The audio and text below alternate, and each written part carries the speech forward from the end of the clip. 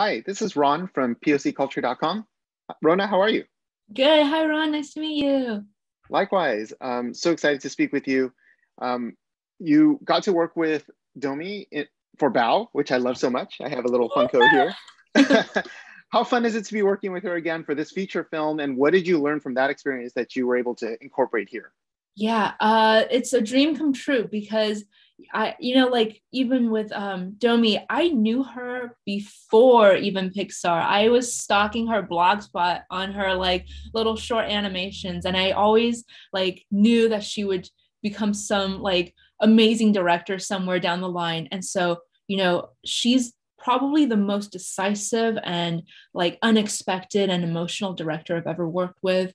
Bao was so special. And I felt like that 9 months, we just really solidified like our friendship, our taste, our aesthetic. And coming on to Red, it's almost like we can read each other's minds and finish each other's sentences. So that made it for a very fun and also very like efficient experience. That's so great. And I know that a lot of the aesthetic, especially for this film, is this blend of East and West, and it's in the visuals, it's in the story. What kind of reference materials or inspirations did you use to kind of incorporate that into the look of this film? Yeah, what I felt like was really special about this film is like the references that we made or we did was like I just like went to my room and pulled out my yearbooks and like photo albums and just started to look at like who are my friends? What were the hairstyles back then? Like one thing we were noticing was like, oh my gosh, all the girls were taller than the boys. Let's make sure that the whole film, like all the teenage girls are taller. What kind of fashion. I actually also found a box of like the notes that I will pass to my best friend, like in between classes, and just like reading through and being surprised that I was that boy crazy. So it's those type of stuff that like, instead of like making a film and researching about another culture, which is always fun and rewarding. This one, it's almost like we're just going into ourselves and reliving memories. And it was just so special and sweet. That's so great. I love hearing that kind of personal element of it.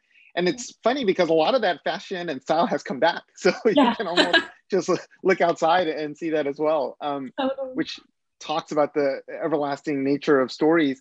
I love to hear more about your personal element and how much of that is into the film. Are there any Easter eggs or anything in the visuals that really just come from you and, like you said, your bedroom or your history that we can look out for? Yeah, like definitely I feel like so much of it is like off the top of my head, like food. Like like there's gonna be a lot of food in this film and even like the pancake. Like my mom used to make me like we would buy these like frozen pancakes and then in the morning when we're like in a rush, she would just like these like green onion pancakes. Like I don't know if you had them, but like I feel like um yeah, my mom would just make me those and like fried rice and everything. And whenever Domi says, "Hey, we have a food scene coming up. We need to have like fill the table," I'm like, "Don't worry, I'm on it. I'm gonna go talk to my mom and I'm gonna look at what like my mom used to make for me when she wanted to spoil me with food." So yeah. I love that. And I've heard you actually say when you were working on Bao that food is such a huge element when it comes to parents, especially Asian parents showing love to their kids. It's not, I love you all the time. It's like, have you eaten? Are you Yeah, hungry? totally. um, Yeah. and I love seeing that reflected in the film. You've talked about how you immigrated to the US at age 10. So this is like, this story must really connect. Um, Yeah. how were there any realizations about you and your relationship with your parents that came through in making this film?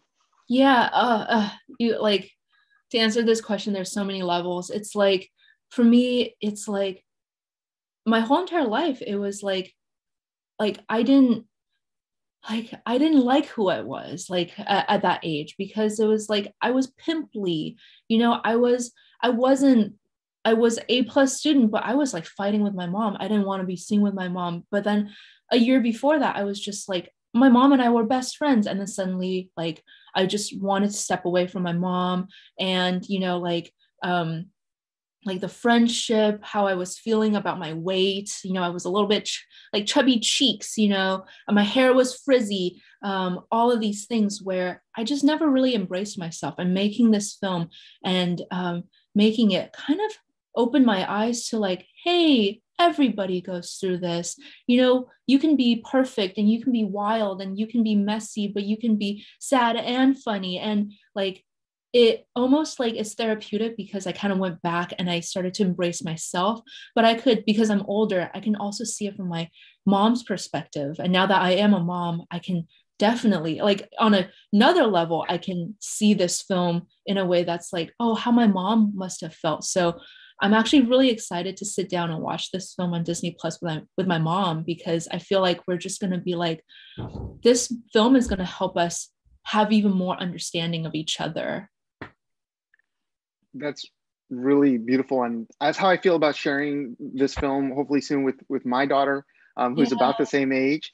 And it's that weird tension, especially as Asian, you know, kids growing up in an immigrant family. There's that tension, which I think is captured well. So, you know, when you're telling the story, it's a very stylized look. You know, it's in Toronto, but it's also has a very specific look, and it feels like Domee really has a vision for what she wants. What's the creative process like between the two of you as you came up with the style and look of the film?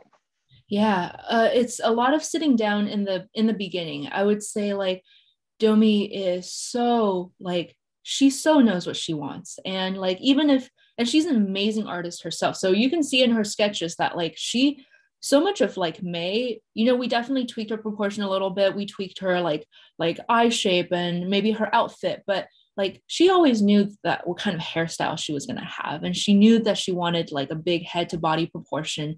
So for us, it's really like honing in on like, what does chunky cute mean for her? Let's create a style guide, let's create a vocabulary, a dictionary, where when new people come on, they will understand exactly what you mean. Because when I say cute, it could mean something completely different to you than it does for me. And, you know, when she says a teenage fever dream, what does that mean for the color palette? So, you know, we were talking about like, hey, I used to watch Sailor Moon. I did too. What do we love about it? We love that dreamy color palette. Let's put it in. So defining like, we want the turquoise greens, we want the raspberry pinks, we want like, how saturated do we want things to be? So completely defining those, and then putting it in a language where everybody can understand as the rest of the 350 people crew come on.